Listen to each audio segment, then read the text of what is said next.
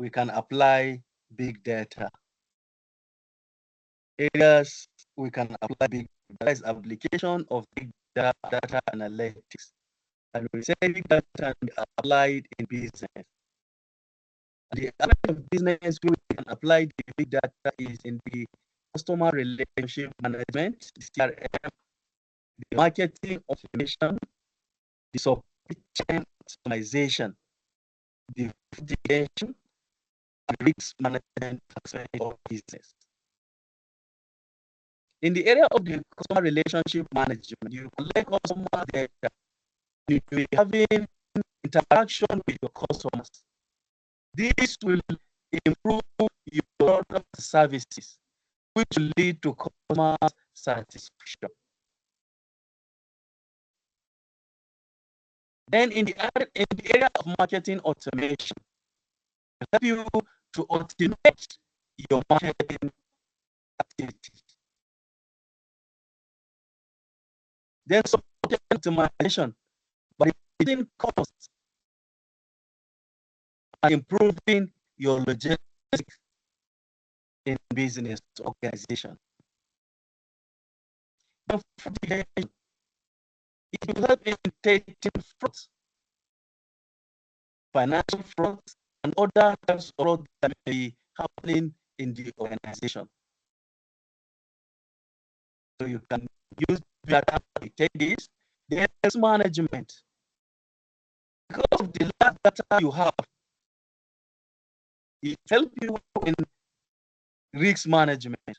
You get the data, you analyze them, it will help in reducing risk or mitigating against risks in the organization. Then in the area of healthcare, you apply big data also in the area of healthcare. An aspect of personalized medicine, you tailor the medicine or treatment to a particular patient or individual. You personalize. Then in the area of drug discovery, you can also apply in the area of drug discovery. And when you move to the government area, now in the aspect of discovery, the big data and the area of government governance, it can apply in building smart cities.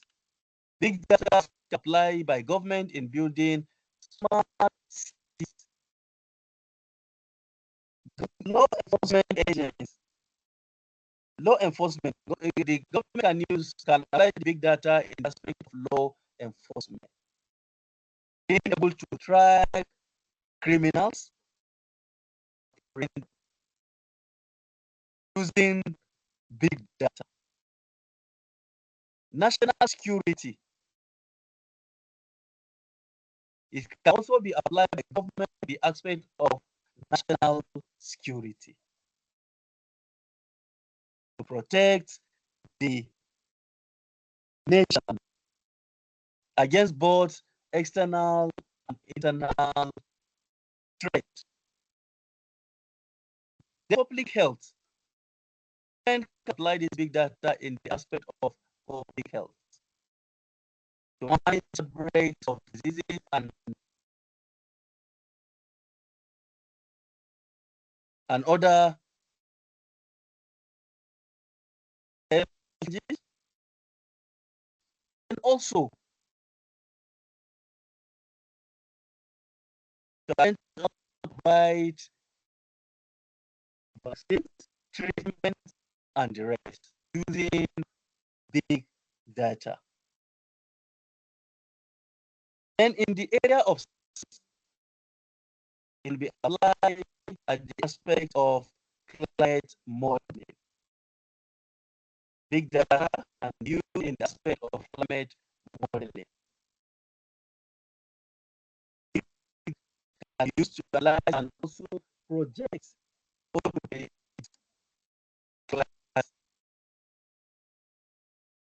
genomics research. We can in the aspect of genomics research, gene, astronomy, big data in the area of science can be applied in the aspect of astronomy, space, technology. Then material science, big data can also be applied in the area of science in the aspect of material science.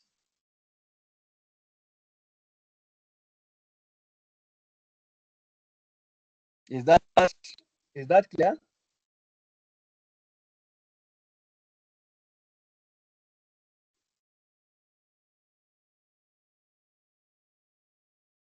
Yes, sir.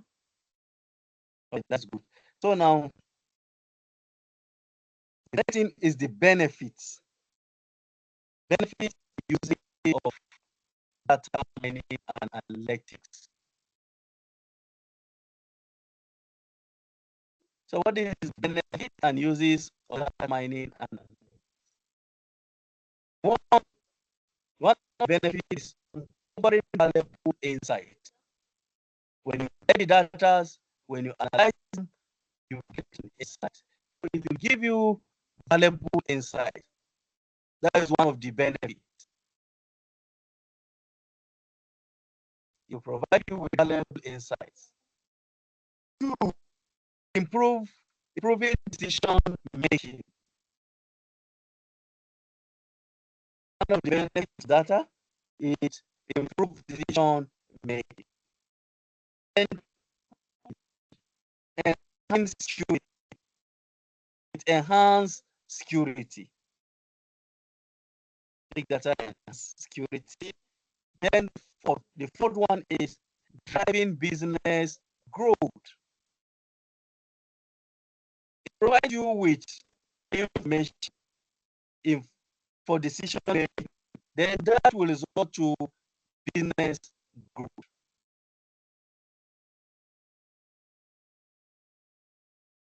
You have information that will guide you in making effective decisions. So the end game will be your business growth. It will lead to the business growth. Then we have uses of data mining and analysis. Uses of data mining and analysis. We have looked at the benefits, uncovering valuable insight, improving decision making, enhancing security, and driving business growth. Now is the uses. What do we use data mining and analysis for? One, use it to extract valuable knowledge and insight from large data sets. When you process these data into information,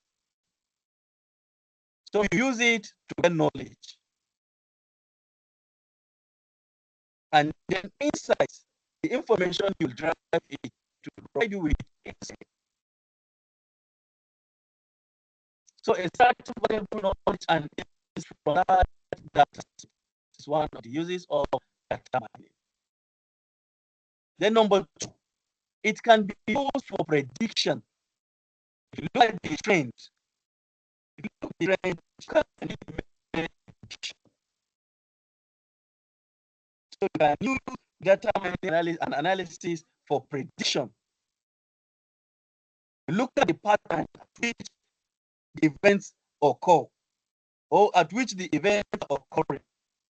And that will guide you in making prediction or future projection.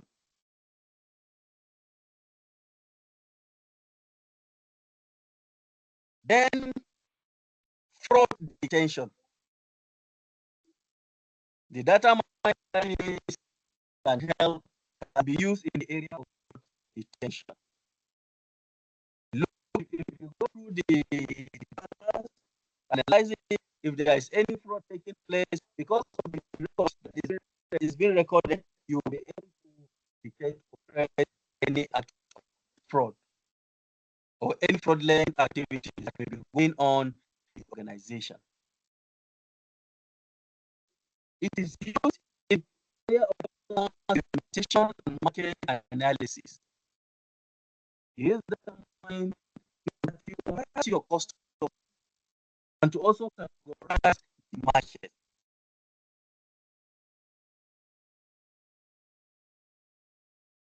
That is the market segmentation. You get the market in groups. Then from there, you know your target group. Who are target customers? Then analyze customer behavior. Use data mining and analysis to analyze customer behavior, preference, and trends.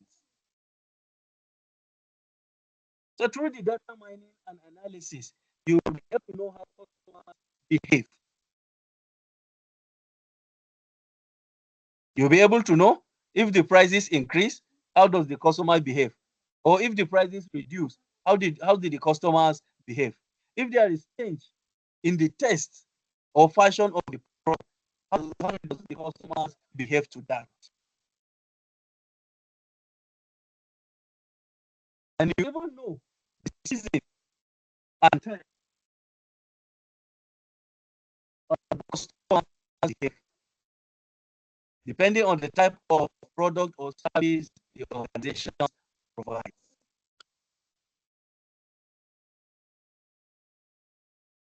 Then number 6, improve customer experience and enhance your development. So the data mining analysis can be used to improve customer experience. Customer data, you understand the customer's behavior, that will help you to improve the customer's experience. Help to improve your information about your customers, and you know their pattern, you know their behavior. Then enhancing the product development from the customer's complaint that you're receiving, that will help you to improve your product. Know what is missing in your product or what you need to make your product more acceptable to the customer. So these are the uses of data mining and analysis. And the next one is risks and challenges of big data and data analytics.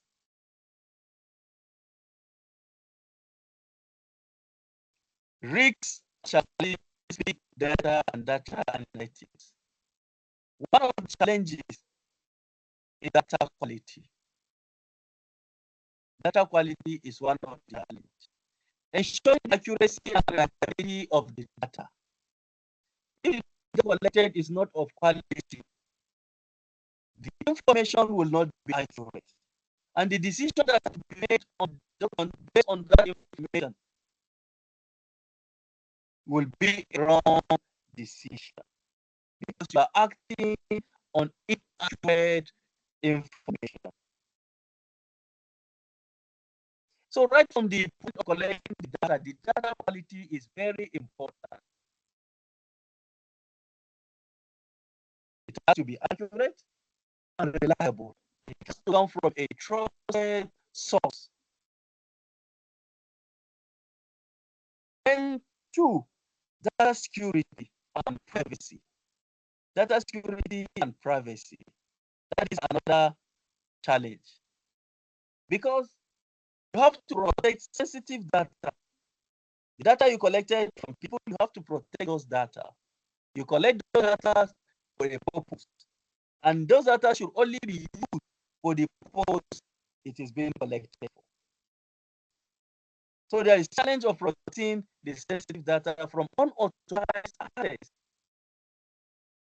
People who are not authorized to access those data should not be allowed to access the data. The data should not be used. It has to be protected. Only those who are authorized to access it should be the one to access. And then it should be used for the purpose of which it is being collected. So it should not be misused. Then number 3, data governance. Data governance. Data governance is about establishing policies and procedures for managing data effectively. That's another challenge. The data governance, which has to do with establishing policies and procedures for managing data effectively. Another challenge is scalability. Scalability. Scalability refers to building systems that can handle increasing volumes of data. It should be able to scale up when the need arises. You build a system that can handle increasing volumes. When the data is increasing, the system should be able to handle it.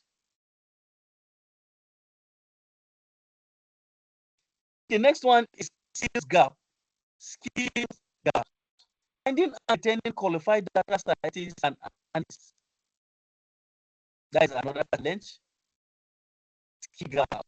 So you have to find and retain qualified data scientists, those who have the skills and knowledge of data and data analysis, of data science, data analysis.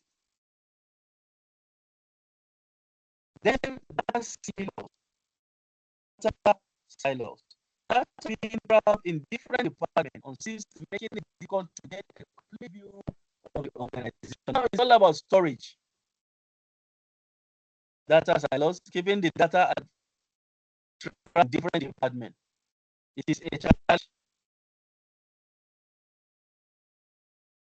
It's been trapped different departments on systems, making it difficult to get a complete view of the organization. Now each department is keeping its own data as it relates to the department system that can give complete view of the organization at a glance. So that one too is a challenge. Then next is the interpretability.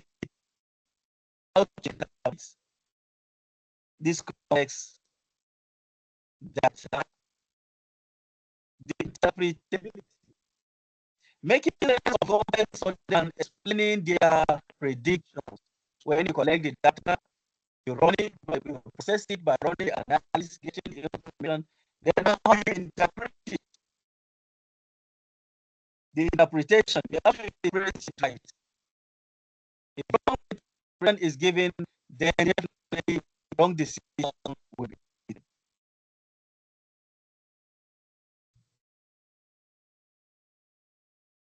Then the next is the future trends in big data and data analytics.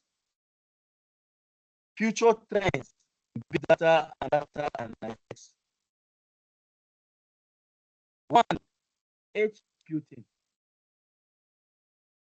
So this is future trends in big data and data analytics. One is edge computing. Edge computing refers to processing data closer to us, reducing latency and bandwidth requirements. So now this is in weight, processing data closer to the source. Data will be processed on real time without unnecessary delay. Processing data without unnecessary delay. Then second trend is AI. AI power analytics. AI power analytics. Using AI to make data analysis tasks and deeper insights. We have so many AI tools that can use.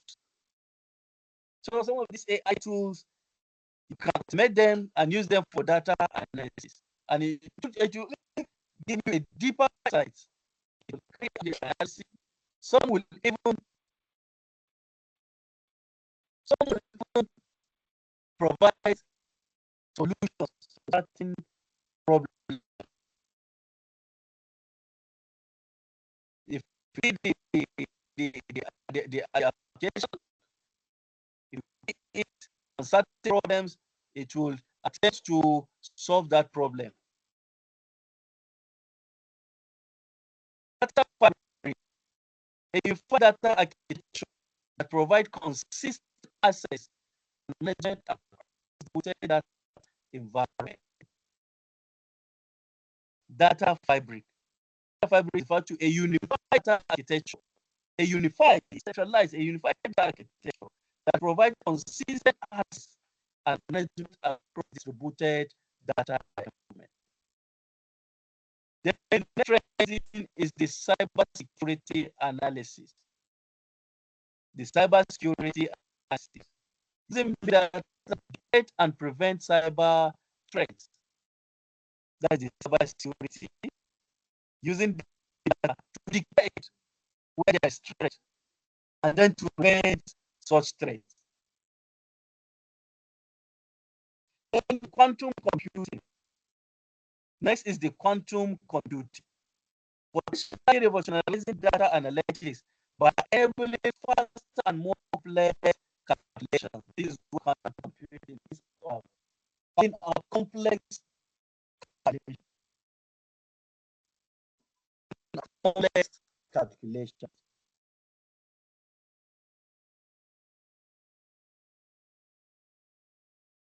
So this is it. Do you get this?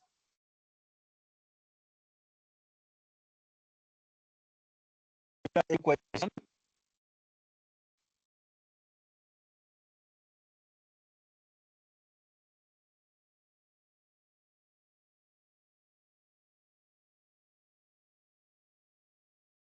Hello?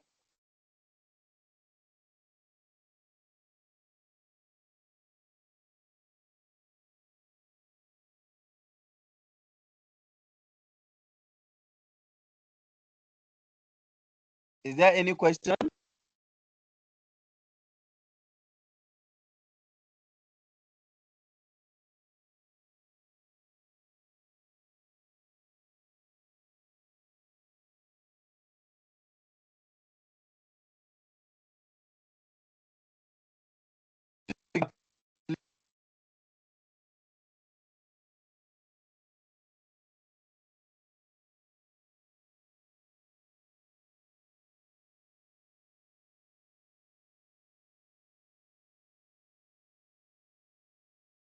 Hello?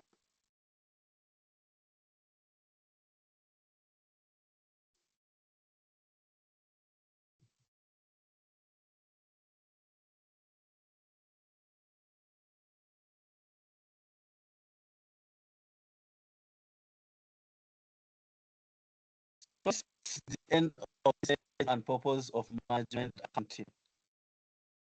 These are an assignment. Explain big data. Explain how big data challenges in industry. List the elements of data pyramid. Mention tools for data analytics. Explain spreadsheet. List 5 uses of spreadsheet. Explain management information system. List 4 uses of internet. Get this assignment? Do you get the questions?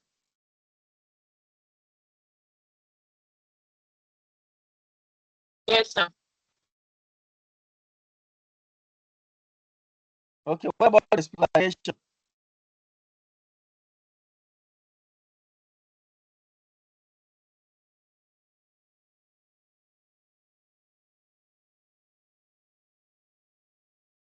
The network was really bad 20 Hello? You said?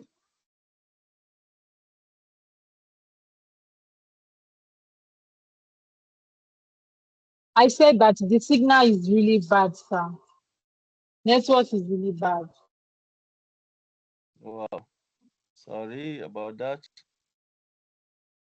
So this is an assignment that you will attempt. You will attempt it, and then before class, you send it to me. So now let me introduce introduce our next topic.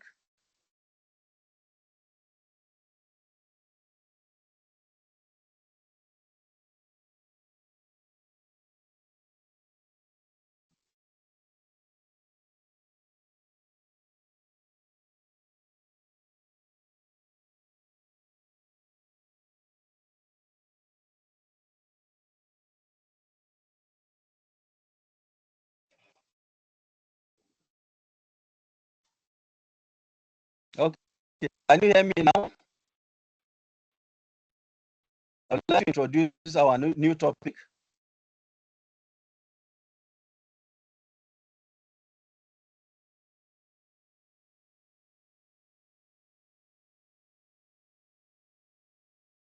Can I go ahead?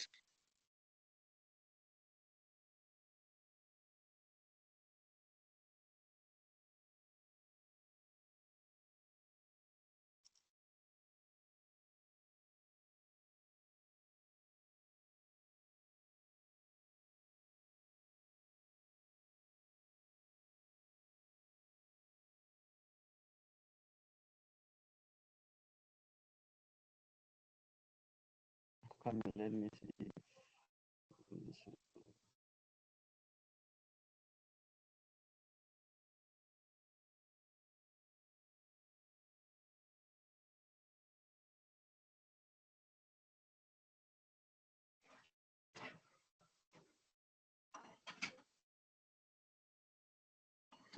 Hello, can you hear me?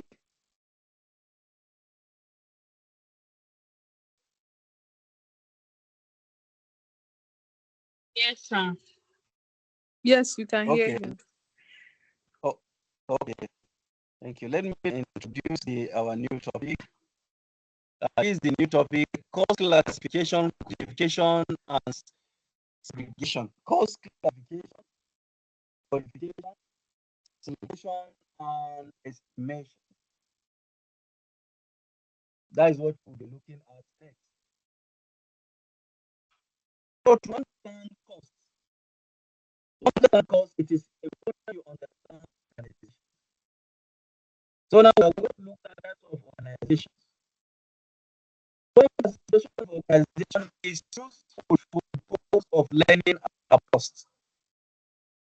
Understanding the organizations will help you to understand cost. Organizations are divided into manufacturing organization and the service organization. Manufacturing organization and the service organization. The manufacturing organization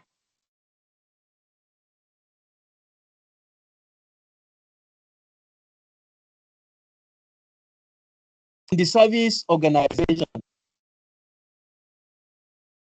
are two organizations that involve in two different activities. The manufacturing organizations engage in production, while the service organizations engage in providing services. Manufacturing organization produce products, service organizations provide services. System of costing in manufacturing organization. How is costing taking place in manufacturing organization? So this is the system of costing in manufacturing organization. Type of product. Type of product. If the products are identical, they are identical products, and these products are produced in large quantity. For example, production of soft bottle. The type of we do the manufacturing is the batch costing. Batch costing. Then if the production, the production now is article product in large amounts. That's the article product now in large amounts. By passing the product through a series of processes. It moves from one or department to another process and another department. Example of this: pharmaceuticals pass through series of processes.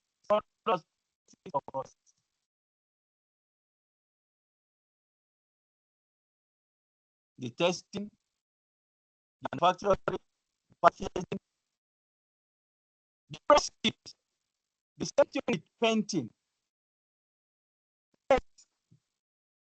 Paint also passes through series of processes. The same thing with petroleum. So in this side, the costing system is process costing. That's the costing system that is being used in this.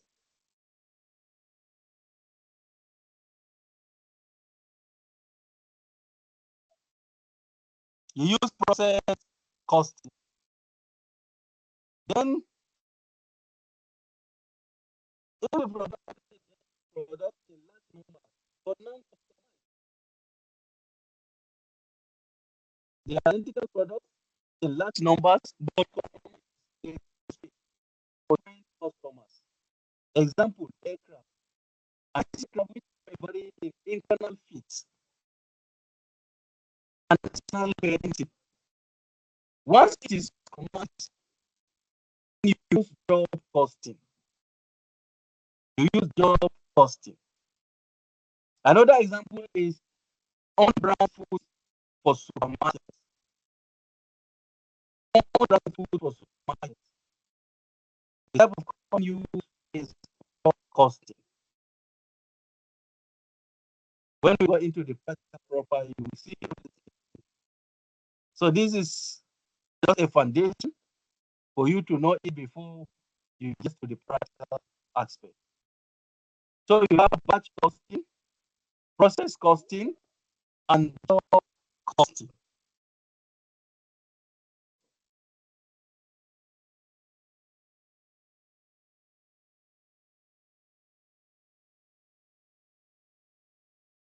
So without you apply batch costing, and they are, for example, bottle of soft drink is batch costing. Apply batch costing. Domestic product large amount by passing the product through a series of process. Pharmaceuticals, paint, petroleum. Use process costing. Including joint product and another product. Then identical product in large numbers. Customized for different customers. So now that is when you apply the job cost. Example, aircraft which vary in internal feet. You apply job cost.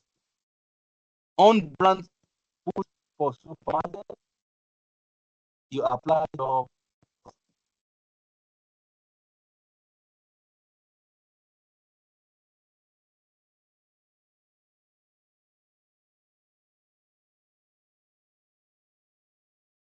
So next, service organization. We have looked at the manufacturer. So now service organization. These are some of the activities that the service organization is training and education.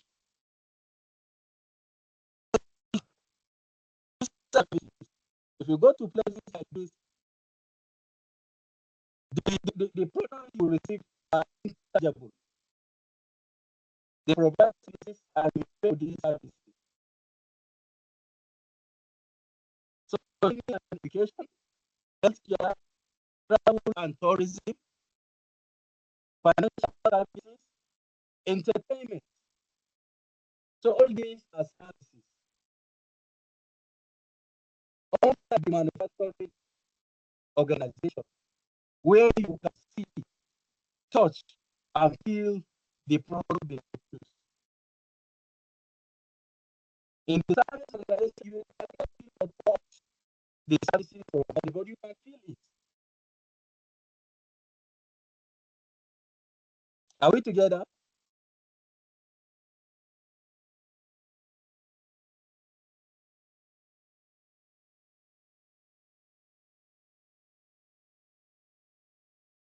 Are we together, class?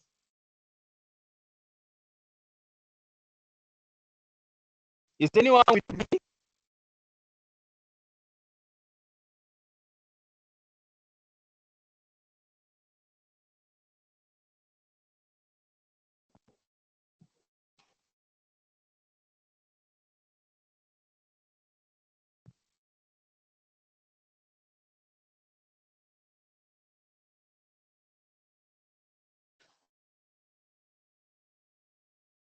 Hello, class. Are you with me?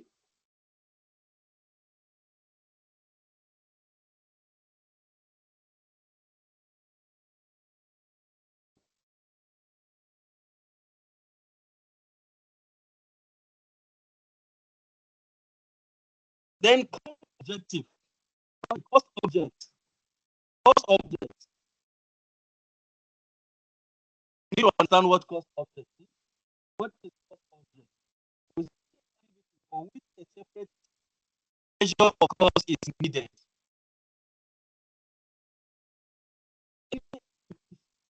For which a separate measure of cost is needed. That is the cost of. Example: the cost of a product, the cost of a product, the cost of a service, cost of a department, cost of a project. All this is just cost. Then cost unit. Cost unit. A unit of products or services for which costs are determined. That is cost unit. A unit of product or service for which costs are determined. That is what's referred to as cost unit. Then we have unit of cost unit and unit of resources. This is unit and unit of resources. The unit is a unit of product or service. The unit of is the unit that a produce, store and sell one unit of a particular product. That is the unit of by the company to produce, store and sell one unit. That is what is unit cost. Unit includes all fixed costs, and all variables involved in the production.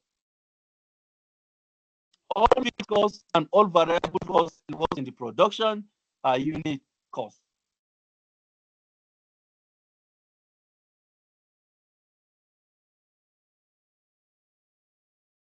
Hello, do you get this?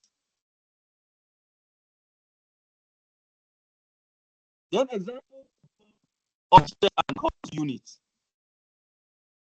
Cost objects, the activity for separate cost of measurement is needed. Then cost unit, a unit product or service for which costs are determined. So the examples of this object and industry activity, then the cost object and cost unit.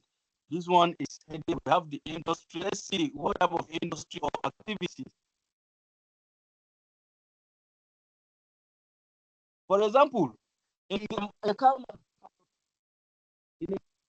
organization, the cost is the cars they produce, the cost, the cost to produce the car. So the object there is the cars produced. The cost object. The cost object is the cars produced. The cost unit. The cost unit is a car. The cost object is the cars produced. The cars produced. Then the cost unit is a car. That is one unit of car. One car is produced is the cost unit. Then another The cost object is the bread produced.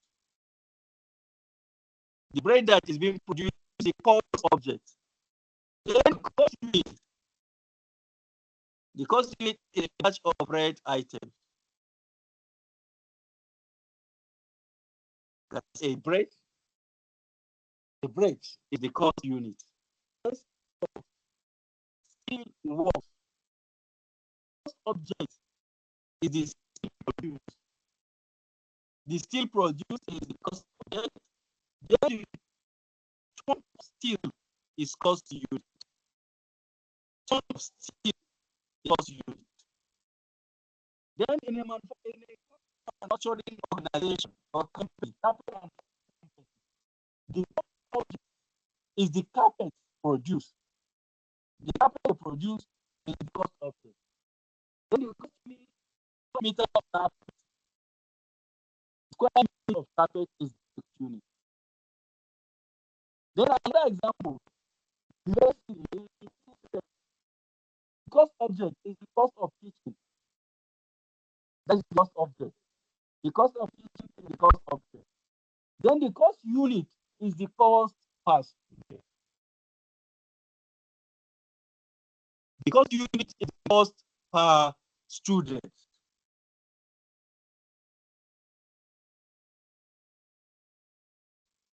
Please, do you get this?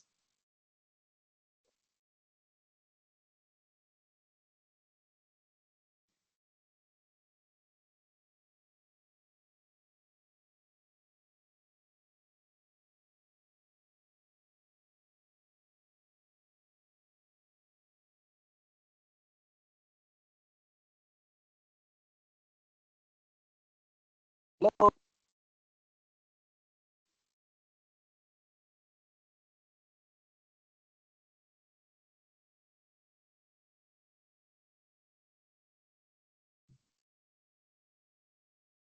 So the next thing is cost classification.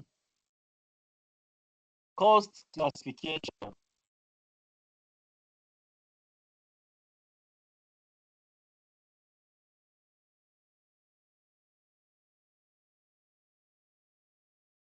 Cost classification.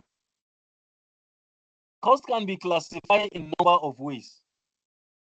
Cost can be classified in a number of ways. One, function. You can classify cost the function. So the function of the cost, you can classify the cost based on the function. Example, production cost and non-production cost. So you see, you are classifying cost based on the function of it. Based on the function. Production cost, non-production cost. And under non-production cost, for example, selling, distribution, administration, and finance cost. This is examples of non-production cost. And you know, production cost can be cost of your raw materials, cost of labor, all those costs that are involved that are related to the production of the product. Then non-production costs, the example selling cost, distribution cost, administration, and finance. Then you can also classify costs based on the heading. You classify them based on function. You can classify them based on behavior. You can classify costs based on its behavior. Example, fixed cost. When the cost is fixed and does change, then this of activity, then is a fixed cost. It is constant. When production is 20, the cost is 200. When the production rises to 30, 50, the cost will remain 200. That's a fixed cost. It does not vary with the level of activity. Then we have variable cost. Variable costs vary with the level of activity. If the production increases, the cost also increase, if the production or level of activity drop, variable costs also drop. So we have direct costs. Direct costs, these are costs that can directly be identified with product. You can directly trace these costs to the product. So we often refer to them as direct costs. There are period costs. Period costs.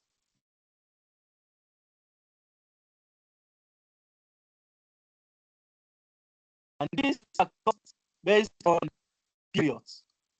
They are periodic costs, so we refer to them as period costs.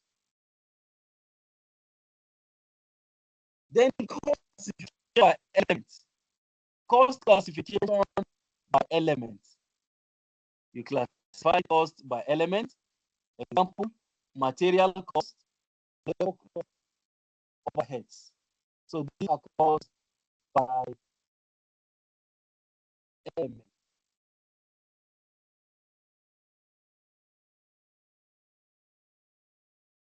Hello,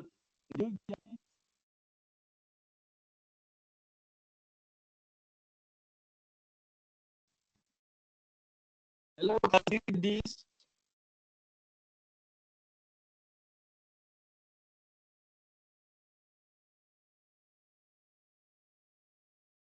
Hello.